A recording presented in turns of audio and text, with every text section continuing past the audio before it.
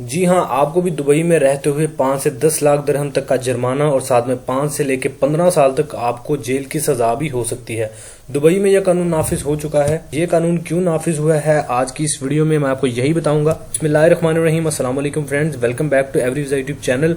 अगर आपने अभी तक चैनल को सब्सक्राइब नहीं किया तो सब्सक्राइब कर लें, क्योंकि आपको इस चैनल पे यूरोप एशिया की कंट्री से रिलेटेड इन्फॉर्मेशन और जॉब्स मिलती रहती हैं। साथ में बेल आइकन को प्रेस कर लें ताकि नई आने वाली इन्फॉर्मेशन और जॉब आप मिस ना कर पाएं। तो फ्रेंड्स, वो अफराद जो कि दुबई में मौजूद हैं, चाहे वो वर्क वीज़ा पे हैं, टूरिस्ट वीज़ा पे हैं, या इवन के उनके पास कोई भी दुबई का वीज़ा है और दुबई में मौजूद हैं, तो अगर वो इस आजकल काफ़ी वबा चल रही है, सभी जानते हैं, एक वायरस एक्टिव हुआ खड़ा है जो कि काफ़ी तेज़ी से फैल रहा है।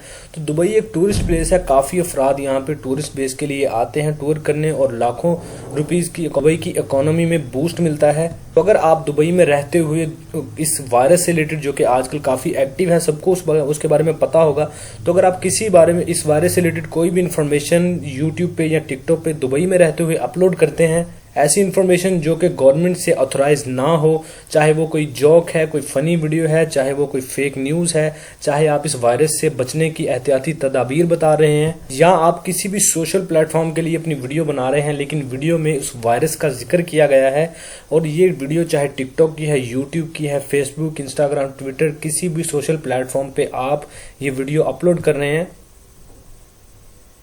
दुबई में रहते हुए, तो आपको प्रॉब्लम हो सकती है।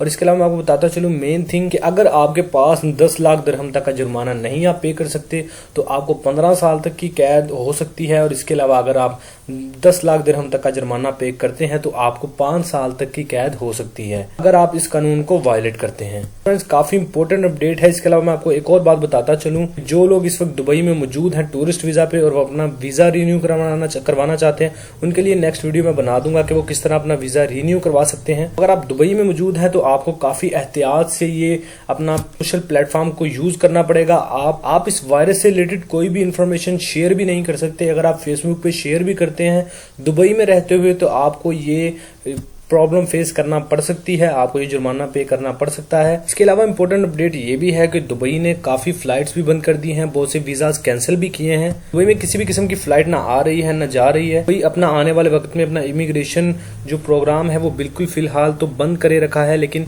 40 दिन के बाद अगर हालात कंट्रोल में ये प्रोग्राम दोबारा खोल दिया जाएगा। तो काफी इंपॉर्टेंट न्यूज थी जो कि आप तक पहुंचानी मैंने जरूरी समझी। अगर आपको वीडियो अच्छी लगी तो वीडियो को लाइक कर दे, कमेंट शेयर करके चैनल को सब्सक्राइब करना ना भूलिए ताकि नई आने वाली इन्फॉर्मेशन और जॉब आप मिस ना कर पाए। मिलते हैं अगली वीडियो में, तब तक के लिए दीजिए इजाजत। अल्लाह हाफिज।